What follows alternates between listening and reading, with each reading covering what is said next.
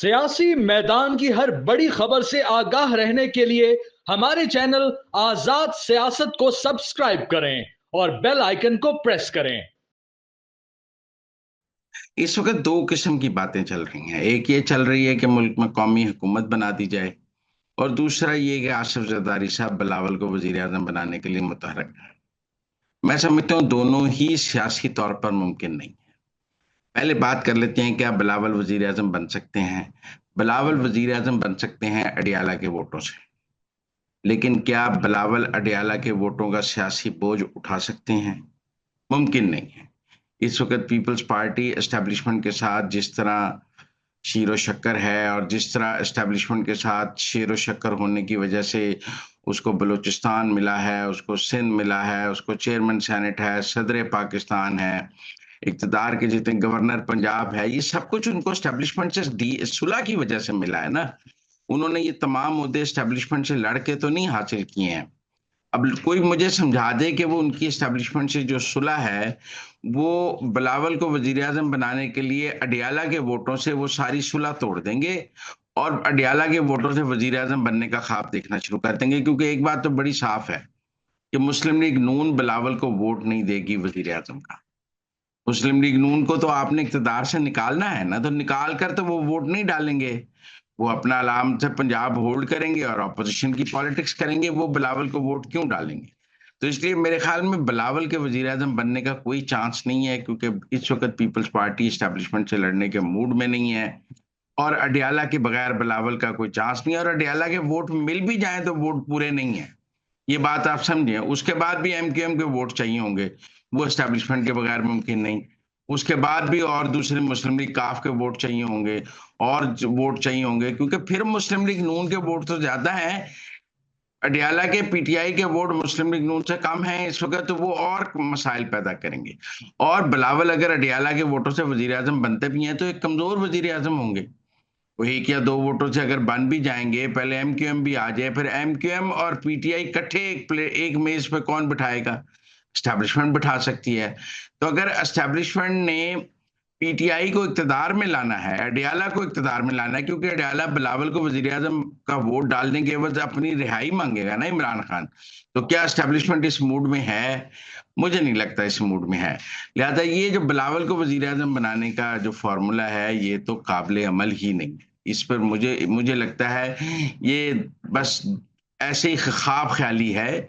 इसमें हकीकत कुछ नहीं है। पीपल्स पार्टी को पता है कि उसने वजीर आजम का वोट दिया है 5 साल के लिए, और सदर का वोट लिया है 5 साल के लिए।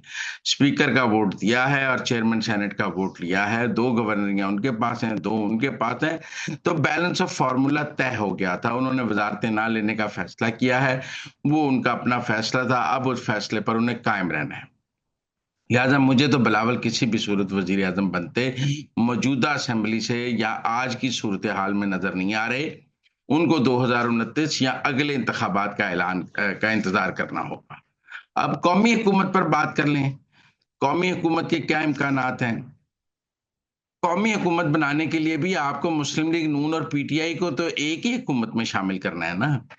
चलें जी, पीपल्स पार्टी और एमक्यूएम तो शामिल हो जाएंगे, जेयूआई और पीटीआई शामिल हो जाएंगे, लेकिन मुस्लिम लीग नून और पीटीआई एक हुकूमत में कैसे शामिल होंगे?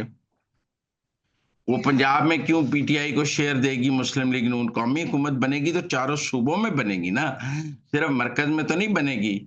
पीटीआई पंजाब में शेयर मांगेगी, और फिर सिंध में पीपल्स पार्टी को सबको, पीटीआई को सबको शेयर देना पड़ेगा।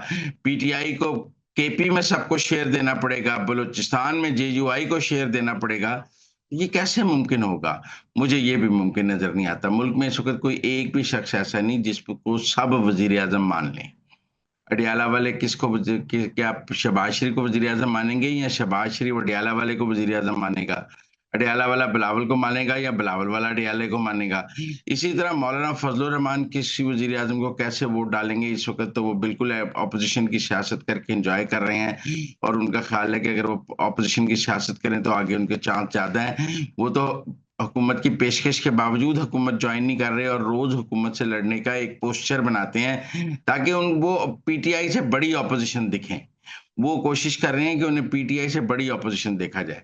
तो मुझे ना कौमी हुकूमत नजर आ रही है, मुझे ना बिलावल वजीर आजम नजर आ रहे हैं। मुझे फिलहाल आसिम मुनीर और शहबाज शरीफ के साथ ये दोनों सिस्टम दोनों अभी आगे चलते नजर आ रहे हैं और मुझे टेन्योर पूरा होता नजर आ रहा है। बाकी सब कहानियां हैं और कहानियों में कोई हकीकत नहीं है।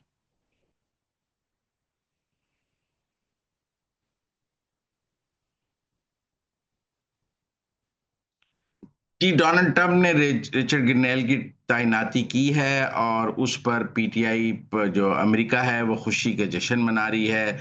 उन्होंने तैनाती से चंद दिन कबल जो है वो 26 नवंबर के हवाले से 25 नवंबर को एक ट्वीट भी किया था इमरान खान के हक में। लिहाजा पीटीआई यूएसए का ख्याल है कि वो इमरान खान की रिहाई के लिए बहुत किरदार अदा करेंगे। लेकिन मैं समझता हूँ तैनाती से पहले की बात और तैनाती के बाद की बात में बहुत फर्क है। ये ठीक है कि उनका एक ट्वीट पीटीआई यूएसए इस वक्त बहुत फैला रही है कि देखें इन्होंने 25 नवंबर को कहा था कि मुजाहिरीन के हक में बात की थी, लेकिन उन्होंने 26 नवंबर को जब एक्शन किया गया तो उस वक्त उन्होंने कोई ट्वीट नहीं किया। उनका ट्वीट 25 नवंबर को ये जरूर है कि अब मुजाहिरीन इस्लामाबाद की तरफ बढ़ रहे हैं और इमरान खान की रिहाई होनी चाहिए, लेकिन 26 नवंबर को जो फिर क्रैकडाउन किया गया है उसके ऊपर रिचर्ड ग्रनैल का कोई ट्वीट जवाबी ट्वीट नहीं आया कि ये एक्शन ठीक था या नहीं था, क्योंकि तब तक उनकी ताएं उन्होंने उसके ऊपर कोई कमेंट नहीं किया है। इस तरह के ट्वीट लॉबिंग के जरिए हो जाते हैं। इस तरह के ट्वीट हमने देखा है कि वो लॉबिंग फॉर अमेरिका में लॉबिंग लीगल है, लॉबिंग फंडिंग डोनेशन से हो जाते हैं। लेकिन जब आप सरकारी पोजीशन में आ जाते हैं तो फिर लॉबिंग और फंडिंग उस तरह असर नहीं दिखाती। मुझे नहीं लगता कि रिचर्ड ग्रनेल की सूरत में इमरान खान की रिहाई हो जाएगी या वो पाकिस्तान पर इतना दबाव डालने की पोजीशन में होंगे कि पाकिस्तान की एस्टेब्लिशमेंट को उनकी बात माननी पड़े। उनके बाद दुनिया में और बहुत से मिशन हैं करने के लिए, भी पाकिस्तान को ऐसा मिशन नहीं है। ये दुरुस्त है कि पीटीआई यूएसए उस पर बहुत जश्न मना रही है और उनका ख्याल है उनका बंदा लग गया है और अब तो जी वो इमरान खान की रिहाई के लिए फोन करेगा। उन्हें ये समझना चाहिए कि ये इमरान खान की हुकूमत नहीं है जो अमेरिका के नीचे लग जाए। ये शहबाज शरीफ और आसिम मुनीर की हुकूमत है, इसलिए मुझे नहीं लगता कि ये तैनाती भी इमरान खान की रिहाई में कोई किरदार अदा कर सकती है।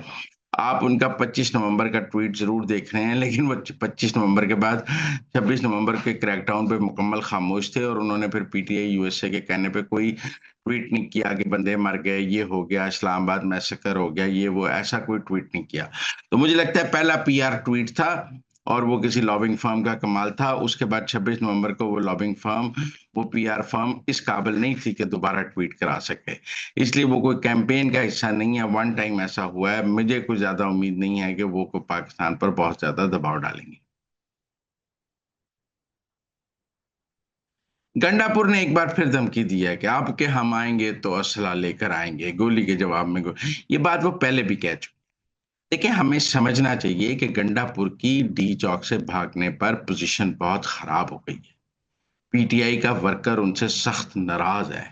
वो भगौड़े के तौर पर केपी में देखे जा रहे हैं और डरपोक इंसान का इमेज उनका बन गया है कि वो मौका वारदात से भाग गए वर्करों को छोड़कर। ऐसे में अब वो ये बातें करके अपना इमेज बेहतर करने की कोशिश कर रहे हैं, डैमेज कंट्रोल कर रहे हैं।